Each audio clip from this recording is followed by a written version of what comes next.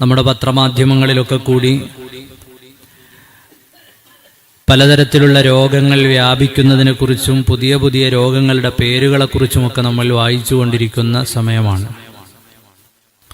സയ്യിദുനാ റസൂലുള്ളാഹി സ്വല്ലല്ലാഹു അലൈഹി വസല്ലമ തങ്ങൾ മഹാനരായ അബ്ബാസ് റളിയല്ലാഹു അൻഹുവിനോട് പറയുന്നുണ്ട്, യാ അമ്മ റസൂലില്ലാഹ്.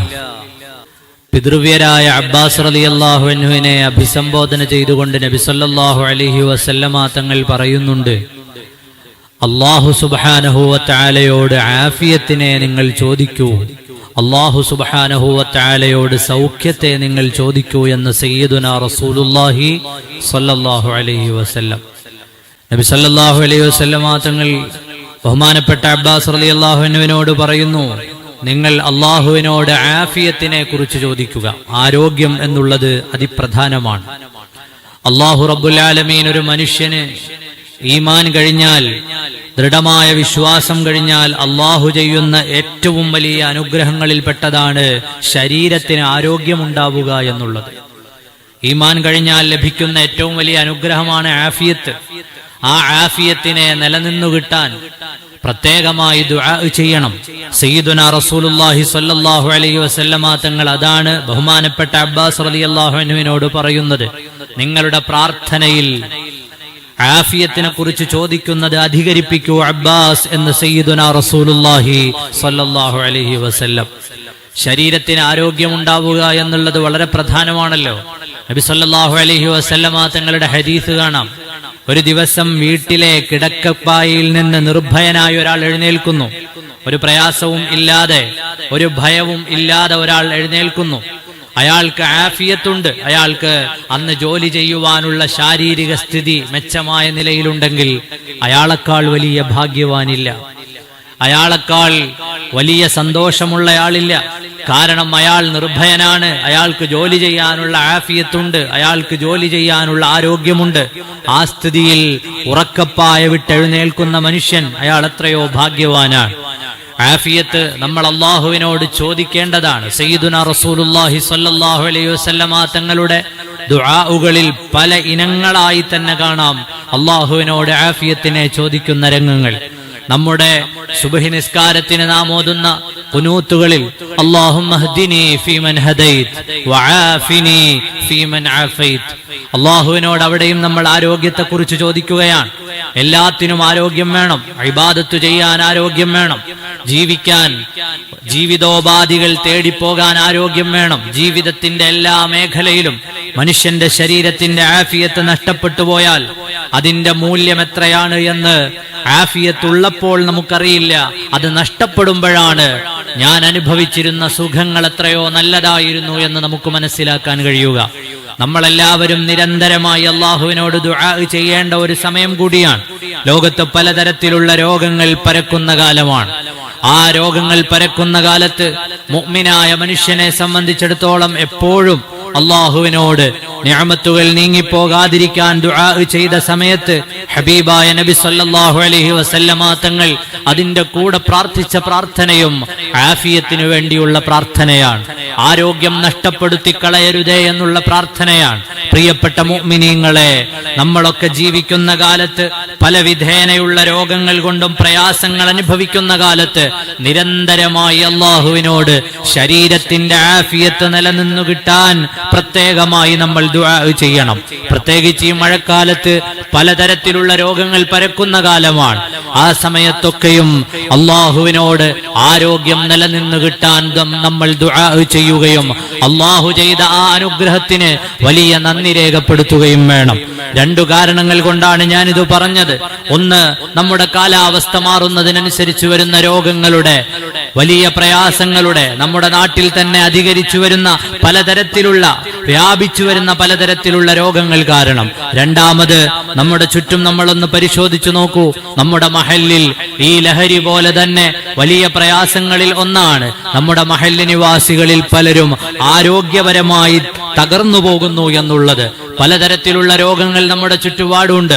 ഈ ഒരു പ്രദേശത്തു തന്നെ വെള്ളിയാഴ്ച സ്വലാത്തിന് വരുന്നവർക്കറിയാം. അതുപോലെ ജുമുഅയുടെ അവസാനത്തിൽ ദുആ ചെയ്യുന്ന ലിസ്റ്റ് കേൾക്കുന്ന ആളുകൾക്കറിയാം. നമ്മുടെ മഹല്ലിൽ ഓരോ ആഴ്ചയും ബയോപ്സിയുടെ റിസൾട്ടിന് വേണ്ടി ദുആ ചെയ്യാൻ എഴുതി തരുന്ന എത്രയോ ആളുകളുണ്ട്. എത്രയോ ആണുങ്ങളും പെണ്ണുങ്ങളും മക്കളും എല്ലാമുണ്ട്. പലരുടെയും രോഗവിവരങ്ങൾ നമുക്ക് ജുമുഅയുടെ സമയം ചെറുതായതുകൊണ്ട്, അതുപോലെ വെള്ളിയാഴ്ച രാവിലെ സമയം ചെറുതായതുകൊണ്ട് ആ വരുന്ന വലിയ ലിസ്റ്റുകൾ ചുരുക്കിയാണ് നമ്മൾ എപ്പോഴും വായിക്കാറുള്ളത്. ബയോപ്സിക്ക് അയച്ചിട്ട് വളരെ പേടിയോടുകൂടി കാത്തിരിക്കുന്ന ധാരാളം രോഗികൾ നമ്മുടെ നാട്ടിലുണ്ട്, നമ്മുടെ മഹല്ലിലുണ്ട്. അതുപോലെ കിഡ്നി രോഗികളായ ആളുകളുണ്ട്. ഈ ഒരു ചെറിയ കണക്ക് രാവിലെ എടുക്കുമ്പോൾ തന്നെ നമ്മുടെ പരിസരങ്ങളിൽ മാത്രം 70-ലധികം ആളുകൾ കിഡ്നി രോഗവുമായി ബന്ധപ്പെട്ട പ്രയാസങ്ങൾ നേരിടുന്നവരാണ്. 8ഓളം ആളുകൾ ട്രാൻസ്പ്ലാന്റേഷന് വേണ്ടിയിട്ട് വിധേയമാകാൻ പോകുന്നവരാണ്.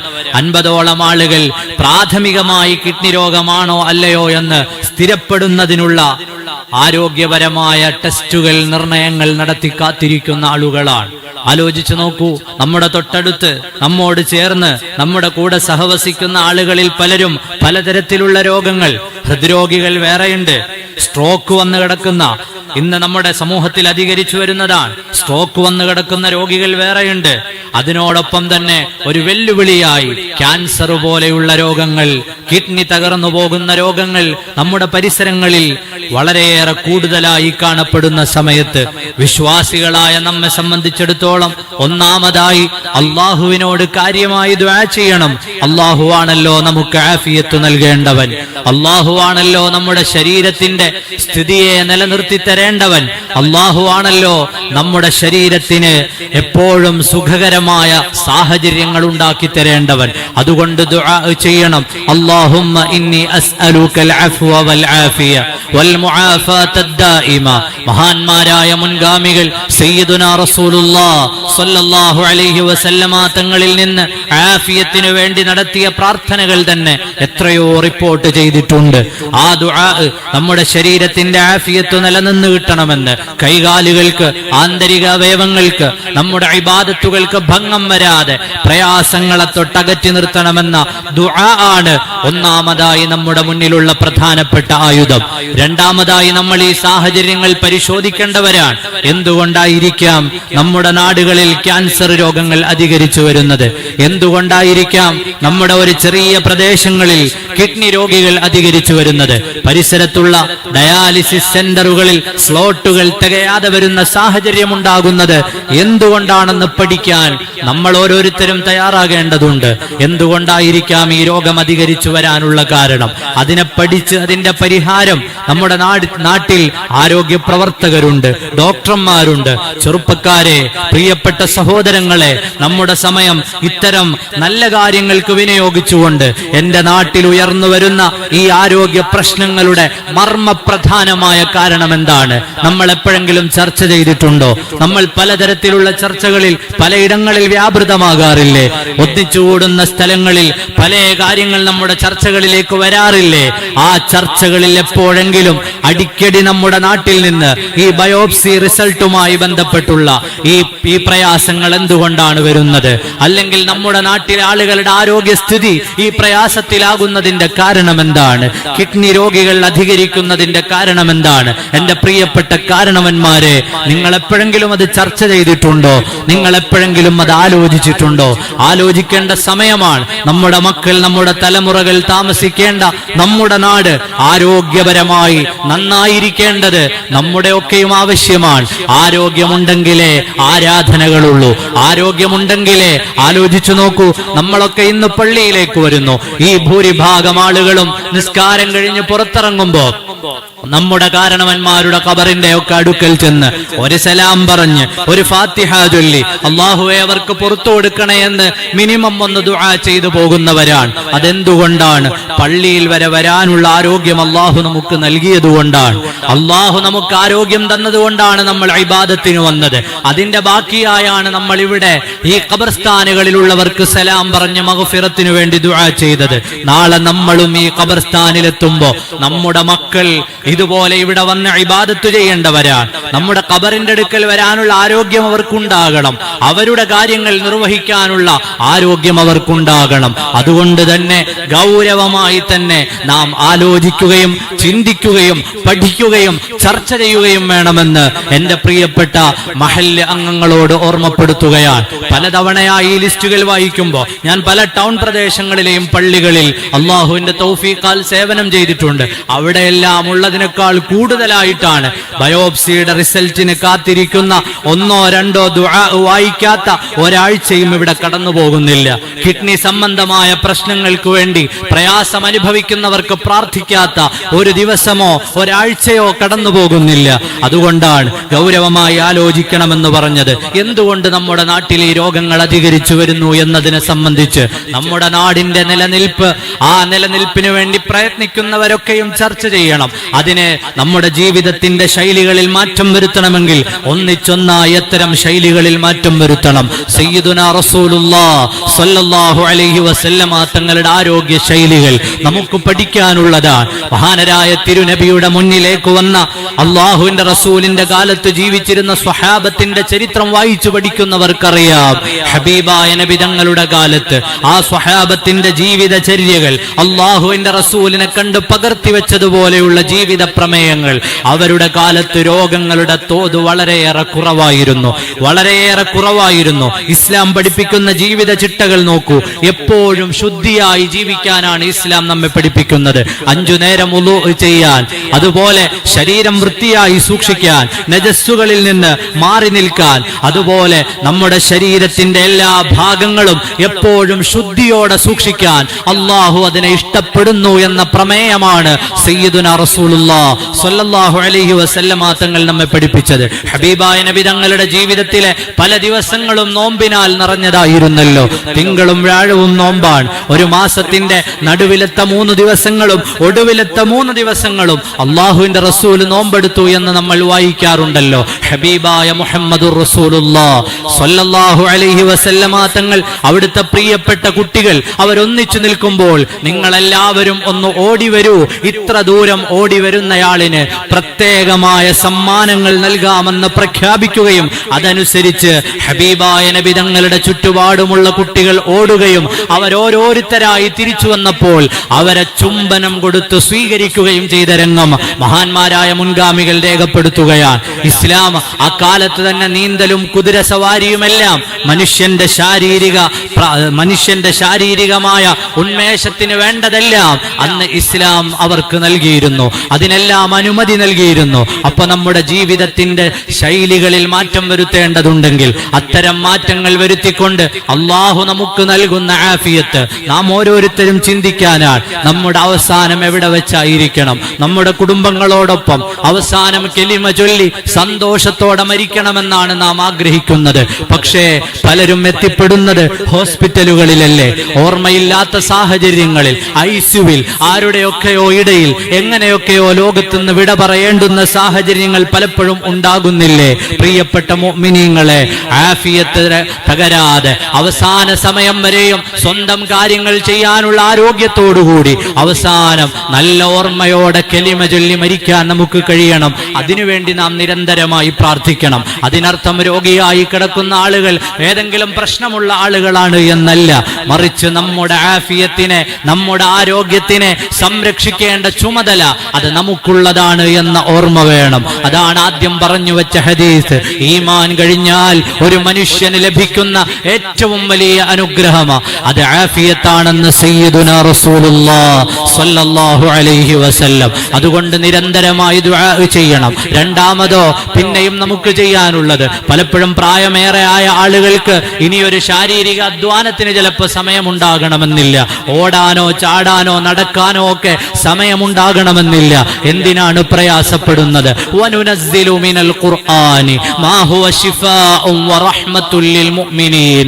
അല്ലാഹുവിന്റെ കലാം, പരിശുദ്ധമായ ഖുർആൻ, ആ ഖുർആൻ നിങ്ങൾക്ക് ശിഫയാണെന്ന് അല്ലാഹു തആല നമ്മെ പഠിപ്പിക്കുകയാണ്. ആ ഖുർആൻ നിങ്ങൾക്ക് റഹ്മത്താണെന്ന്, കാരുണ്യമാണെന്ന് ഖുർആൻ നമ്മെ പഠിപ്പിക്കുകയാണ്. ഖുർആനിന്റെ പാരായണം. നമ്മുടെ ശരീരം കേൾക്കുന്ന രീതിയിൽ ഒരു ദിവസം എത്രയെങ്കിലും സമയം നമുക്ക് ചെലവഴിച്ച് പാരായണം ചെയ്യാൻ കഴിയുമെങ്കിൽ നമ്മുടെ ദേഹം കേൾക്കുന്ന രീതിയിൽ ഖുർആൻ പാരായണം ചെയ്യൂ. അതിലൂടെ നിങ്ങളുടെ രോഗങ്ങൾക്ക് ശമനമുണ്ടാകും. രാവിലെ എഴുന്നേറ്റ് ആ സമയത്ത് എഴുന്നേറ്റിരുന്നു കൊണ്ട് അല്ലാഹു സുബ്ഹാനഹു വ തആലയുടെ കലാമിന്റെ പാരായണം നിർവഹിക്കൂ. വനുനസ്സിലു മിനൽ ഖുർആനി മാ ഹുവ ശിഫാഉൻ വ റഹ്മത്തുൽ ലിൽ മുഅ്മിനീൻ. നമ്മുടെ പല രോഗങ്ങൾക്കും അത് ശമനമാണ്. അല്ലാഹു തആല ശമനമായിട്ടാണ് ഖുർആനിനെ അവതരിപ്പിച്ചത്. അതുകൊണ്ട് സമയം ചെലവഴിച്ചുകൊണ്ട് ഖുർആൻ പാരായണം ചെയ്യുക. സ്വന്തം ശരീരം കേൾക്കുന്ന രീതിയിൽ ഖുർആനിന്റെ പാരായണം നിർവഹിക്കുമ്പോൾ ശരീരത്തെ രോഗങ്ങൾ ശിഫയാകാൻ അത് കാരണമാണെന്ന് മഹാന്മാരായ മുൻഗാമികൾ നമ്മെ പഠിപ്പിച്ചു തരുന്നുണ്ട്. അതുപോലെ സ്വലാത്തുകൾ അധികരിപ്പിക്കുക. നമ്മുടെ വീടുകളിൽ ഇത്തരം രോഗങ്ങൾ ഉണ്ടാകാതെ ഇരിക്കാൻ ധാരാളമായി സ്വലാത്തുകൾ ചൊല്ലുക. അതിലൂടെ അല്ലാഹു തആല കാവൽ നൽകുകയാണ്. അല്ലാഹുവിന്റെ പരിശുദ്ധമായ നാമങ്ങളെ വാഴ്ത്തിപ്പറയുക. സയ്യിദുനാ മുഹമ്മദുർ റസൂലുള്ളാഹ് സ്വല്ലല്ലാഹു അലൈഹി വസല്ലമ തങ്ങളുടെ മേൽ സ്വലാത്തുകൾ ചൊല്ലുക. അവിടുത്തെ മൗലിദുകൾ ചൊല്ലുക, മദ്ഹുകൾ ചൊല്ലുക, മഹാന്മാരുടെ മദ്ഹുകൾ ചൊല്ലുക. ഇതെല്ലാം നമ്മുടെ ജീവിതത്തിൽ അല്ലാഹു അനുഗ്രഹം ചെയ്യാനുള്ള കാരണങ്ങളാണ്. ചെറുതും വലുതുമായ രോഗങ്ങൾ അത് ശിഫയാകാനുള്ള കാരണങ്ങളാണ്. അതുപോലെ സ്വതക്ക കൊടുക്കുന്നത് ഒരു ശീലമാക്കുക. അതിലൂടെ വലിയ രോഗങ്ങൾ, ആ പ്രയാസങ്ങളും പ്രതിസന്ധികളും അല്ലാഹു തആല നമ്മെ തൊട്ട് തടയുമെന്നാണല്ലോ സയ്യിദുനാ റസൂലുള്ളാഹി സ്വല്ലല്ലാഹു അലൈഹി വസല്ലമ തങ്ങൾ നമ്മെ പഠിപ്പിച്ചത്. ഈ നല്ല ശീലങ്ങളെല്ലാം ഉൾക്കൊള്ളുകയും എന്തുകൊണ്ട് രോഗം വരുന്നു എന്ന് പഠിക്കുകയും രോഗം വന്നാൽ അതിന് മരുന്നുകൊണ്ട് ചികിത്സിച്ച് എത്രയും വേഗം അത് ശിഫയാകുവാൻ വേണ്ടി പ്രാർത്ഥിക്കുകയും ഒക്കെ വേണം എന്ന് എല്ലാവരോടും ഓർമ്മപ്പെടുത്തുകയാണ്. അല്ലാഹു നമുക്കൊക്കെയും ആഫിയത്ത് നൽകുമാറാകട്ടെ, ദീർഘായുസ്സു നൽകുമാറാകട്ടെ. രോഗങ്ങളെ തൊട്ട് നമ്മുടെ നാടുകളെ അല്ലാഹു കാത്തുരക്ഷിക്കുമാറാകട്ടെ. പാതിരാവിൽ എഴുന്നേറ്റ് അല്ലെങ്കിൽ രാത്രിയിലോ പകലിലോ ഒക്കെ ദീർഘമായി ഖുർആൻ ഓതാൻ പറയുമ്പോൾ പലപ്പോഴും നമ്മുടെ മനസ്സ്, പലപ്പോഴും നമ്മുടെ ചിന്തകൾ മാറിപ്പോകും. നിങ്ങൾ നോക്കൂ, മഹാന്മാരായ നമ്മുടെ മുൻഗാമികൾ എത്രയോ രാത്രികൾ ഉറക്കൊഴിച്ചുകൊണ്ട് ഖുർആൻ ഓതിയവരാണ്. സയ്യിദുനാ മുഹീദ്ദീൻ ശൈഖ് റളിയല്ലാഹു അൻഹുവിനെ നമ്മൾ എപ്പോഴും പറയാറുണ്ട്, 40 കൊല്ലം അവിടുന്ന് ഇശാ നിസ്കരിച്ച ഉളൂ കൊണ്ട് സുബ്ഹി നിസ്കരിച്ചയാളാണ്. അതൊക്കെ പോസിബിൾ ആണോ എന്ന് പലപ്പോഴും നമ്മൾ സംശയിക്കാറുണ്ട്. ആ സംശയം എന്തിനാണ്? നമ്മുടെ ലോകകപ്പ് നടക്കുമ്പോൾ ചെറുപ്പക്കാരെ നോക്കൂ, 2:30ക്കാണോ കളിയുള്ളത്, എഴുന്നേൽക്കാൻ ഒരു മടിയുമില്ല. 1:30ക്കാണോ മാച്ച് ഉള്ളത്, കാണാനിരിക്കാൻ ഒരു മടിയുമില്ല. 3:30ക്കാണോ കാണേണ്ടത്, കാണാനൊരു പ്രയാസവുമില്ല. ഏത് പാതിരാവിലും അവരെഴുന്നേൽക്കും, ഏത് പാതിരാത്രിയും അവർ ഒരുമിച്ച് കൂടും, ഏത് പാതിരാവിലും എല്ലാം മാറ്റിവെച്ചുകൊണ്ട് അതിനുവേണ്ടി അവർ തയ്യാറാകും. എന്തുകൊണ്ടാണ്? അതിനോടുള്ള സ്നേഹം കൊണ്ടാണെങ്കിൽ, ഖാലിഖായ റബ്ബിനോടുള്ള സ്നേഹം കൊണ്ട്. പാതിരാവിൽ എഴുന്നേറ്റിരുന്ന മഹാന്മാരായ മുൻഗാമികളുടെ ജീവിതം അതെങ്ങനെ നമുക്ക് നിഷേധിക്കാൻ പറ്റും? എങ്ങനെ നിഷേധിക്കാൻ പറ്റും? പല ആളുകളും അവരുടെ ഇഷ്ടപ്പെട്ട താരങ്ങൾ ഇതിൽ നിന്ന് പുറത്താകുമ്പോൾ കരയുന്നത് കാണാം. ആലോചിച്ചു നോക്കൂ, ഏതോ രാജ്യത്ത് ജീവിക്കുന്ന, ഇവരെ അറിയാനൊരു സാധ്യതയുമില്ലാത്ത, ഏതോ സ്ഥലത്ത് കഴിയുന്ന ഏതൊക്കെയോ കളിക്കാർക്ക് വേണ്ടി കണ്ണീര് പൊഴിക്കുമ്പോ, എനിക്കെല്ലാം തന്ന എന്റെ റബ്ബ്, എനിക്ക് ജീവനും ജീവിതവും വായുവും വെള്ളവും വെളിച്ചവും എനിക്കെല്ലാം തന്ന എന്റെ സൃഷ്ടാവായ ഖാലിഖായ റബ്ബ്, അവനെ കുറിച്ച് കരയുന്ന പാതിരാവുള്ള മുഅ്മിനീങ്ങൾ, മുൻഗാമികൾ, അവരെ നമുക്കെങ്ങനെ നിഷേധിക്കാനാകും? അവരെങ്ങനെ അങ്ങനെ ചെയ്യില്ല എന്ന് പറയാൻ കഴിയും? അവർ അല്ലാഹുവിനെ സ്നേഹിച്ചപ്പോൾ പാതിരാവിലെ നിസ്കാരങ്ങൾ അവർക്കൊരു പ്രയാസമായില്ല. അവർ അല്ലാഹുവിനെ സ്നേഹിച്ചപ്പോൾ ഏത് പാതിരാത്രിയിൽ എഴുന്നേൽക്കണമോ എഴുന്നേറ്റിരുന്നു കൊണ്ട് കരയാൻ അവർ തയ്യാറാണ്.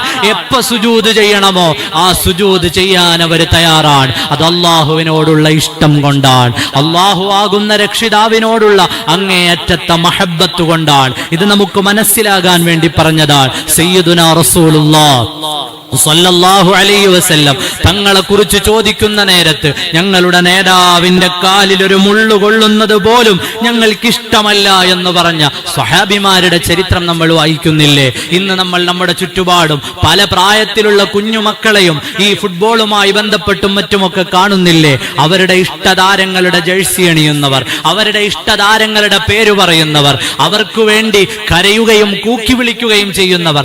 ആലോചിച്ചു നോക്കൂ, അല്ലാഹു അള്ളാഹുവിന്റെ റസൂലിന്റെ സ്വഹാബത്ത് അവർക്കെല്ലാം എല്ലാമായിരുന്ന മുഅ്മിനീങ്ങളായ നമുക്കെല്ലാമായ നാളെ നമ്മുടെ കൈപിടിക്കാനുള്ള നേതാവ്, നമ്മെ അറിയുന്ന നേതാവ്, ലോകത്ത് പലരും പലരുടെയും സ്നേഹം അറിയുന്നില്ലെങ്കിൽ എന്നെയും നിങ്ങളെയും ആ ഉമ്മത്തിലെ ഓരോരുത്തരെയും അറിയുന്ന നേതാവാണ് സയ്യിദുനാ റസൂലുള്ളാഹി സ്വല്ലല്ലാഹു അലൈഹി വസല്ലം. ആ നേതാവിന് വേണ്ടി കണ്ണീർ പൊഴിക്കേണ്ടതില്ലേ? ആ നേതാവിന് വേണ്ടി പ്രയാസപ്പെടേണ്ടതില്ലേ? സ്വലാത്തു ചൊല്ലേണ്ടതില്ലേ? അപ്പോൾ സ്നേഹമാണ് ഇതിന്റെ എല്ലാം മർമ്മം. ഈമാൻ ഖൽബിൽ ഉറപ്പിച്ചുകൊണ്ട് അള്ളാഹുവിനെ സ്നേഹിച്ച് അള്ളാഹുവിന്റെ ഹബീബിനെ സ്നേഹിച്ചുകൊണ്ട് ജീവിക്കാൻ നമുക്കെല്ലാവർക്കും അള്ളാഹു തൗഫീഖ് നൽകുമാറാകട്ടെ. എല്ലാ പ്രയാസങ്ങളും വിഷമങ്ങളും രോഗങ്ങളും അള്ളാഹു നമ്മിൽ നിന്ന് അകറ്റി നൽകുമാറാകട്ടെ. നമ്മുടെ എല്ലാവരുടെയും ജീവിതം അള്ളാഹു ഖൈറിലും ബറക്കത്തിലും ആക്കി നൽകുമാറാകട്ടെ. അള്ളാഹു നമുക്കെല്ലാവർക്കും എല്ലാവിധമായ മാരക രോഗങ്ങളെ തൊട്ടും എല്ലാവിധമായ പ്രയാസങ്ങളെ തൊട്ടും അവന്റെ കാവൽ നൽകുമാറാകട്ടെ. ബിഹഖി മുഹമ്മദിൻ സ്വല്ലല്ലാഹു അലൈഹി വസല്ലം.